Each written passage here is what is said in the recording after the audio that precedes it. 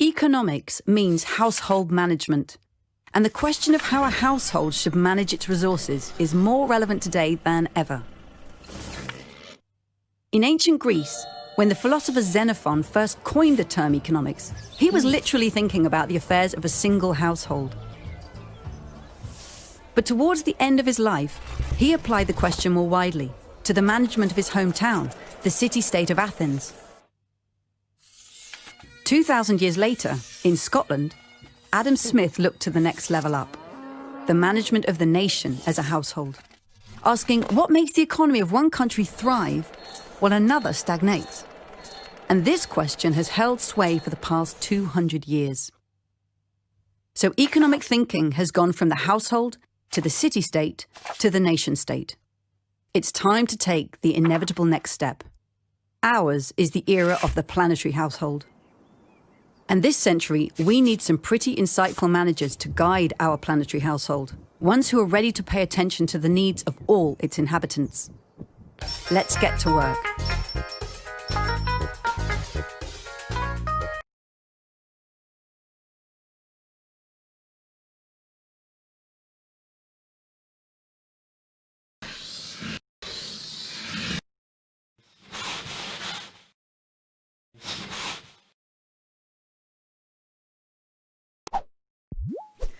In the 20th century, economics lost its purpose and started chasing the false goal of GDP growth.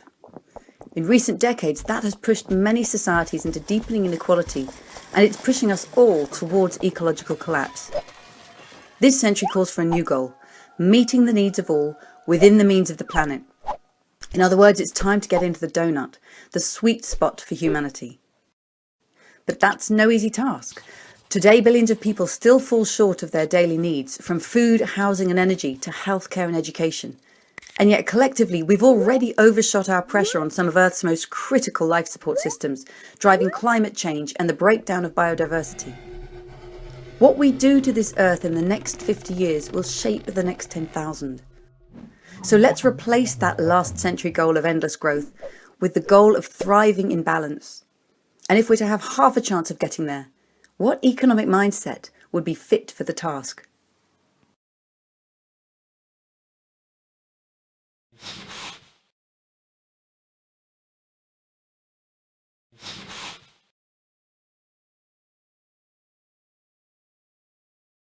Governments in every country are almost addicted to citing GDP figures as if this was proof of success, and yet it's so clearly not. Because we have climate breakdown and COVID lockdown and financial meltdown, we have to pursue something far richer to move from this pursuit of endless growth, which we can now see is hitting us with crisis after crisis, moving to a goal of thriving. And the donut is absolutely possible to turn not into a single number, but into a dashboard. We could hold policymakers to account and say every year, you need to talk about how you are making progress on these different dimensions of the donut.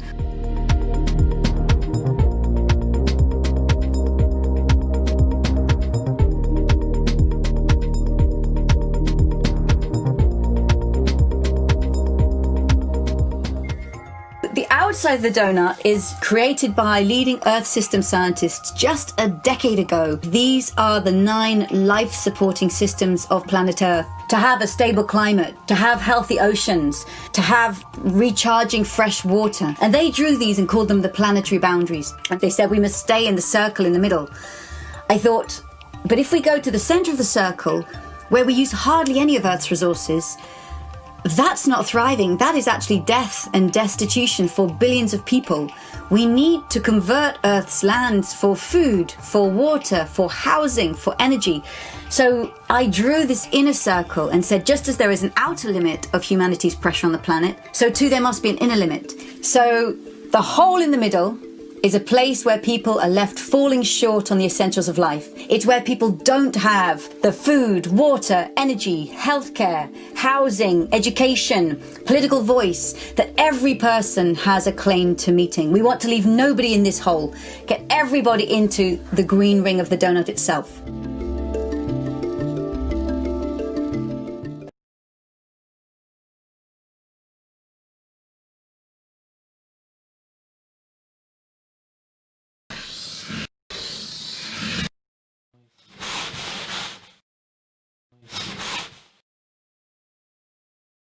In April 1947, in a little Swiss village, a small band of economists met with plans to rewrite the global economic story, and they called it neoliberalism.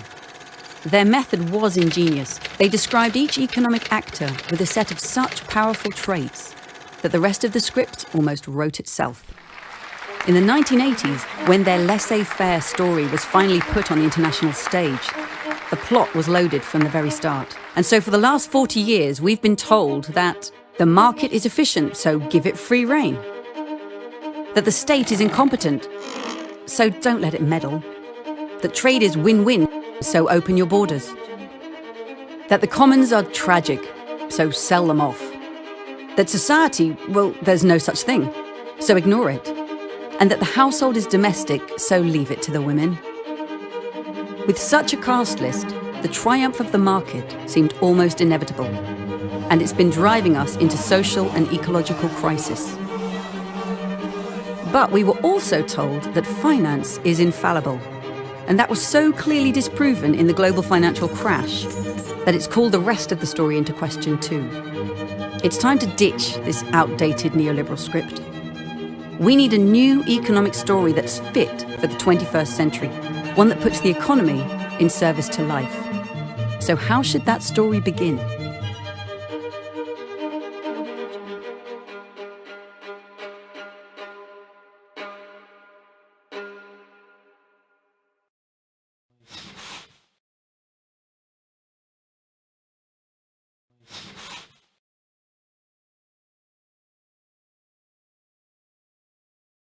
Now, you make the point that this will require us to consider a whole lot of players that are not usually in what you describe as the neoliberal script. Name some of them. So the neoliberal script, and I would say it's the script that's been put on the international stage ever since Thatcher and Reagan came to power. Well, it's a story that stars the market, because the market, we're told, is efficient, so you should give it free rein. Finance, well, that we're told, infallible. Trust in its ways. Trade is win-win, open your borders. And so we just get out of the way. Players that are ushered off stage, not needed to be seen. The household, that's domestic, right? Just leave it to the women. The commons, well, everybody's heard the commons are tragic, so we can just sell them off, privatize those. Earth is inexhaustible, so you can take all you want. So all these essentials of life and the world have actually been marginalized from mainstream economics. You can't even see them in the diagrams. They don't get featured. And when you leave something out of the picture, it gets exploited, crushed, and that comes back to bite you.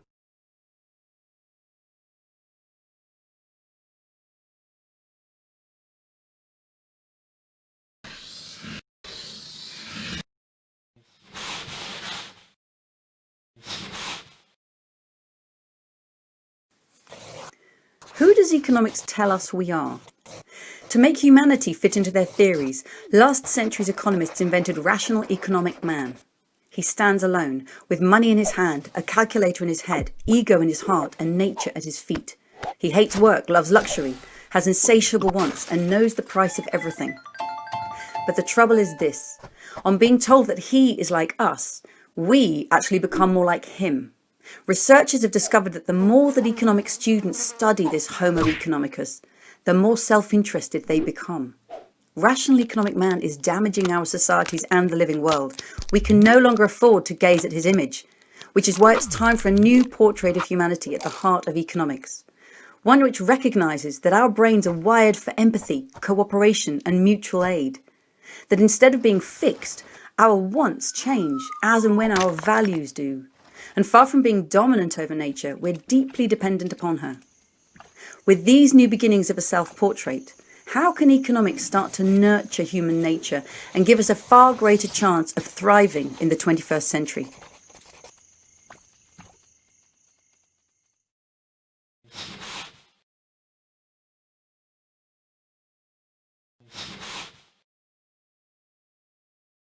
And the big character we've been encouraged to focus on is that rational man. You have a problem with him too? I have a big problem with rational man. So if you read the textbooks, he's never actually drawn, his portrait isn't drawn, but if it was, he'd have to be a man. He'd be standing alone. He'd have money in his hand, ego in his heart, calculator in his head, and nature at his feet. And the trouble with him is not just how absurdly narrow he is. In fact, one of the fascinating things I learned researching this book is that on being told that he's like us, we actually become more like him. So research in this country, in the US, in Israel, has found that the more that economic students learn about rational economic man, the more they value self-interest, the less value they give to compassion, to altruism. It's as if I need to become like this model. So he began as a model of man. He's become a model for man. So it really matters how we tell ourselves who we are, because that shapes who we actually become. And the data and the research is just skewed. You say, for one thing, we're studying the wrong sorts of groups. You call them weird societies. I'd love you to spell that out. And then the other is that when the research that you dig up, when you go and look at people outside of these weird societies, some of the assumptions we make about intention and motivation and how to change behavior are just totally wrong. So a lot of the research that's been going on in recent years to say, well, how do people actually behave? It's been done by professors in the States, in Australia, in Israel, and they do what's convenient, right? They just turn to their students and they run tests with their students and they say, oh, this is what people are like. And then one researcher went off and did the same test with forest living communities in Indonesia or native people in all sorts of very different cultures. It came back with completely different results. And he said, the students who are at the doorstep of all these professors, they're weird. And what that means is that we're Western, educated, industrial, rich, and democratic. So that's the acronym WEIRD. And actually, they're not like most people at all. In fact, the way that the weird ones behave is at one end of the spectrum. So you cannot just interview your students and say this is what people are like. You're getting a very, very skewed particular version of humanity. So he launched off a whole area of research and looking at the diversity of people. And sometimes when people live in very market-based economies, they behave in one way. When they're based in economies that are subsistence, that don't have markets, families share, their behavior can be quite different. It just shows the variety of human behavior. We adapt and respond to the conditions around us. And so, this concept of rational economic man is a cornerstone of economic theory and provides the foundation for modelling the interaction of consumers and firms. The next module will start tomorrow. If you have any questions, visit me at the Knowledge Bank.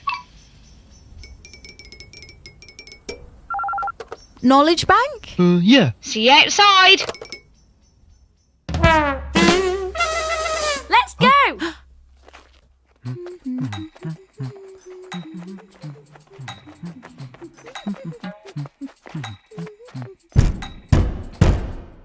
Welcome to the Knowledge Bank. Oh, it's you lot. What do you want this time? Whoa! We got questions! All right, I'll go through it all again. Listen, it's quite simple. At the heart of economics is a model of man. A simple distillation of a complicated animal. Man is solitary, competing alone. Calculator in head, money in hand, and no relenting. His hunger for more is unending. Ego in heart, nature's at his will for bending. But that's not me, it can't be true. There's so much more to all the things humans say and do. It's rubbish! Well, it is a useful tool for economists to think our reality through. It's said that all models are wrong, but some are useful, so can't we take a new look at this model being truthful? The model's fine. It's really quite obvious that man fits the mould of our Homo economicus. It is the average individual, an atom we can aggregate to make the model calculate outcomes. A study showed the more that students learn of this model of man, then the more that they turn to self-interest, and competitiveness. They value altruism and collaboration less. To take the model literally is actually done. Who we tell ourselves we are shapes who we become. If we carry on regardless, we're heading for calamity. We desperately need a better portrait of humanity. The model seems quite ideal to me, But it doesn't match up with reality. We need a better portrait of who we are. It must project rationality. But what about our humanity? Things are working fine the way they are. We disagree, let's debate some more. Let's break it down. Self-interest of all of the virtues is most beneficial for individuals to turn to. Truck, barter and trade, economy starts with a model of man with only ego at heart. But self-interest's just one of many traits. Showing only ego at heart is a terrible mistake. Justice, generosity, public spirit! Are missing from the model and we think they should be in it. If we study our behaviour, we can clearly show that we're more socially invested than the naked mole rat. We share, help, cooperate, queue. Things we'd be amazed to see another species do. This aspect of our being is critically valuable. We're so much more than just a dollar-hunting animal. The model seems quite ideal to me, but it doesn't match up with reality. We need a better portrait of who we are. It must project rationality, but what about our humanity? Things are working fine the way they are. We disagree, let's debate some more. Humans hate to work, it's a means to an end. Only money motivates, luxuries make amends. But money only goes so far before it's worthless. My motivating force is something deeper, purpose. Sometimes we work because we care about the aim, and if money enters in, our enthusiasm wanes. Not everybody wants to work for money on a platter. Sometimes we do things just because they matter.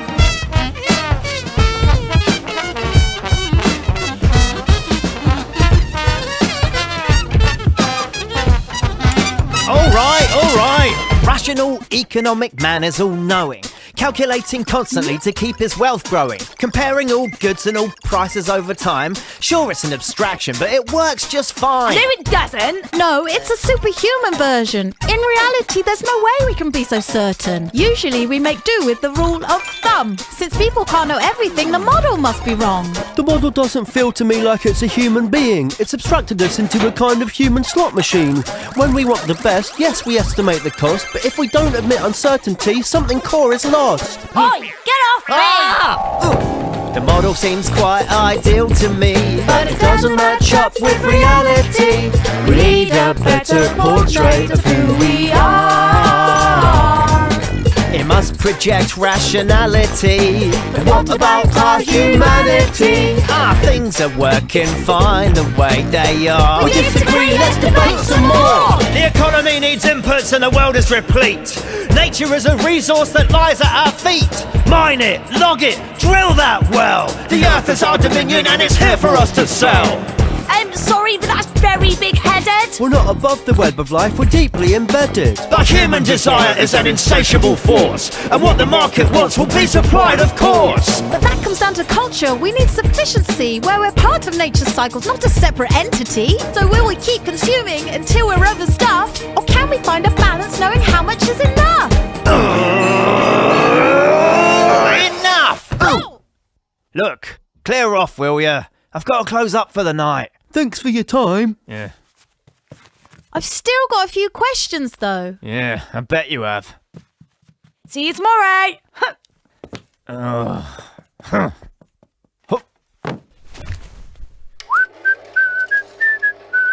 We need a better portrait of who we are.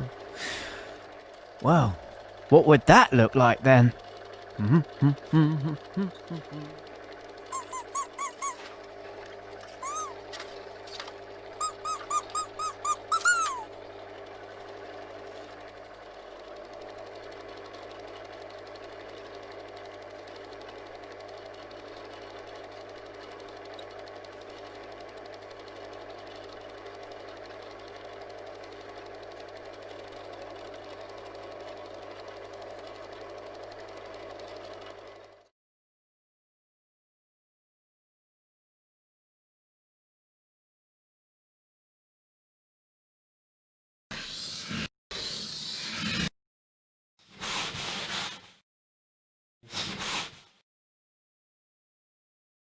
In the 19th century, a determined bunch of economists wanted to make economics a science as reputable as physics.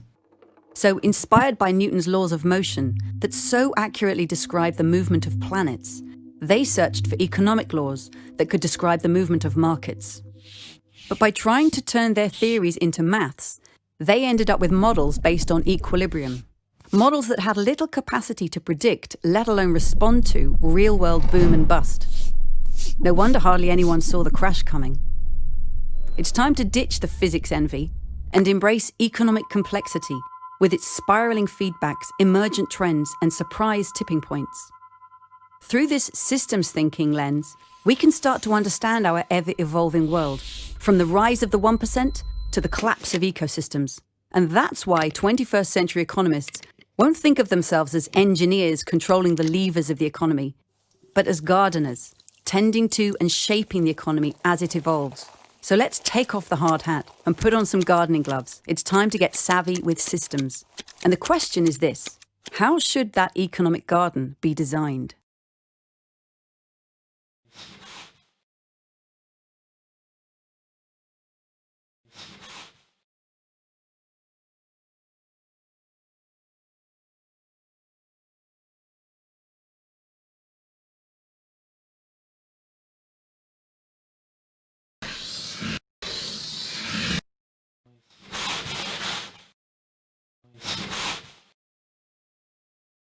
No pain, no gain.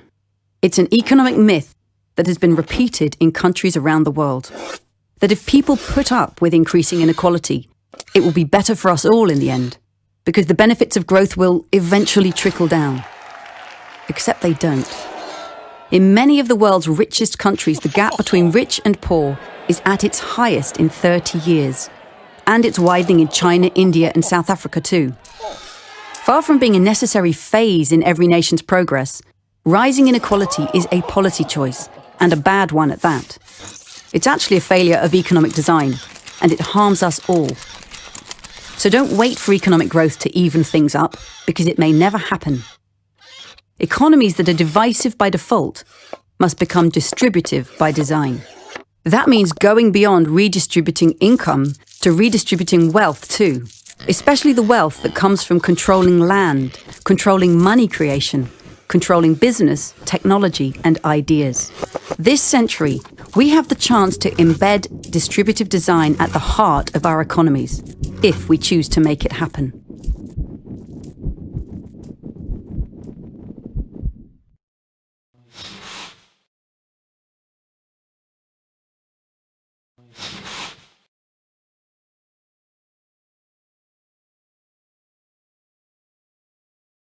Can we actually grow and be green? Can you run a business in that kind of warm, just, safe part of the donut?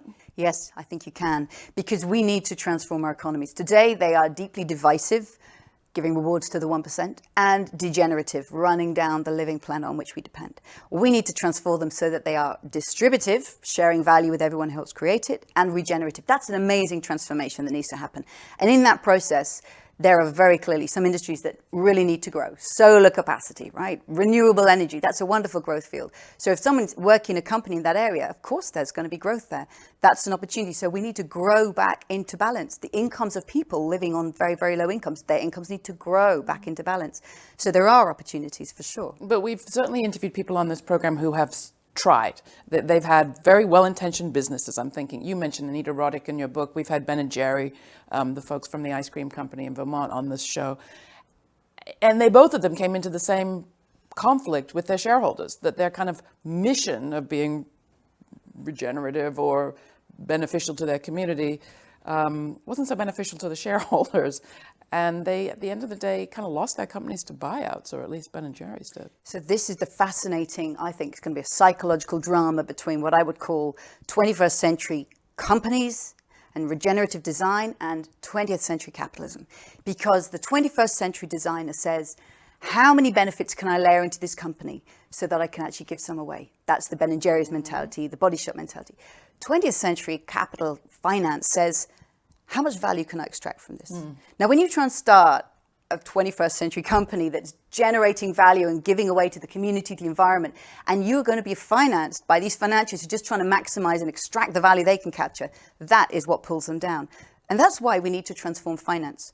So we need new kinds of financing that actually say, I want to also get a fair return for my money, but I want to give some away as well. And that's why I back these companies. It just shows that the design possibilities are out there, whether it's designing a regenerative city or a regenerative company. They need to be backed up by finance that actually unleashes the power of what they know they can create.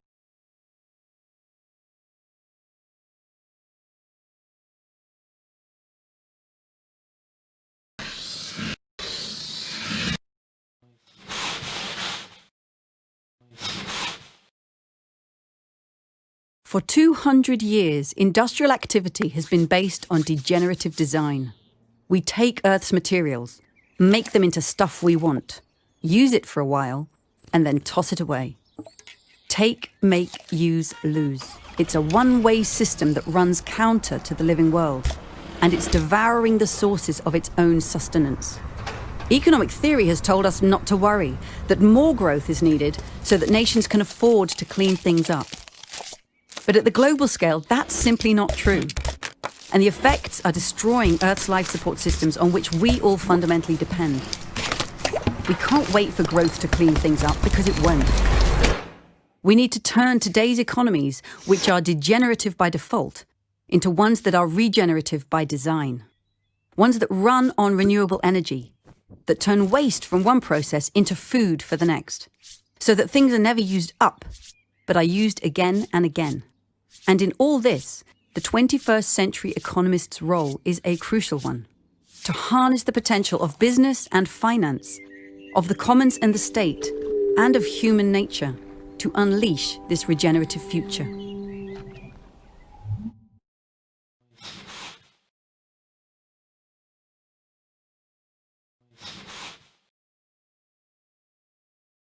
You've used the word design a few times. Design does require someone or group of people to be designing and kind of implementing a design. So what's the role for governance in all of this? If you didn't like industrial capitalism, didn't like finance capitalism, didn't like state socialism, who helps to direct our design in this new direction? I love that question. I do use the word design very intentionally because I think in the 20th century, economists were desperate to be like physicists. They thought this was this reputable science and make it like physics, and there's all these laws that the economy follows. Wrong choice. The career that economists should actually take, career shift from controlling the levers of some mechanical economy. Levers don't exist. Economy's not a machine. We should be like garden designers. And the economy is more like a garden, ever evolving and changing. And some people say that sounds very laissez-faire. Well, they've never done a hard day's work in the garden because it's digging and weeding and pruning, and you shape and design your garden. So who are the designers? I think we're all designers. Anybody who's designing a new suburb of a city is a designer of the 21st century economy. And they're bringing in these regenerative principles and distributive principles. What we need from government is to create and enable people to create the legal business models that allow them to put purpose at the heart of their company, that allow them and make it easy to be employee owned and to have finance that supports this regenerative design. We need governments to ban single-use plastics, ban putting useful materials in landfill, and give a long, legal and loud message about that so everybody knows that's going to be phased out within 5 years, guys. So start changing a business right now. So put those frameworks in place so that we get a regenerative economy happening.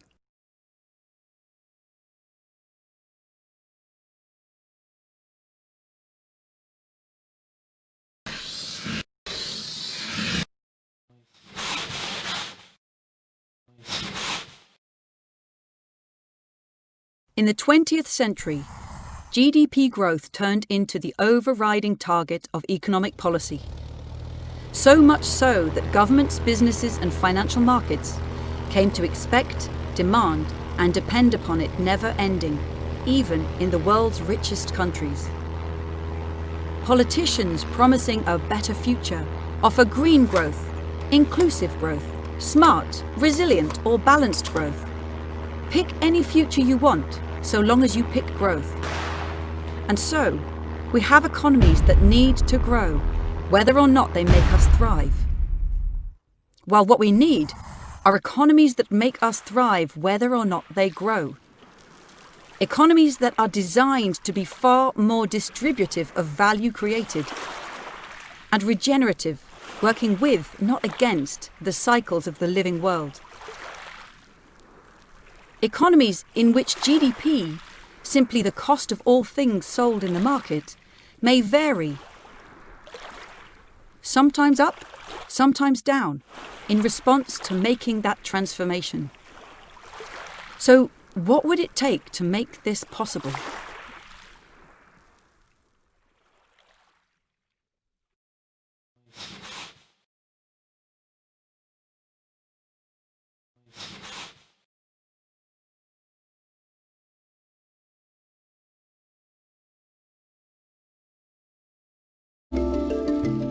Ever since the Doughnut was first published in 2012, people have been wanting to downscale it to the scale of a city or a neighbourhood or a nation. And Amsterdam is the first place where we've actually downscaled it. And I've worked together with an organisation called Ecological Economy, who have been helping the city devise their strategy.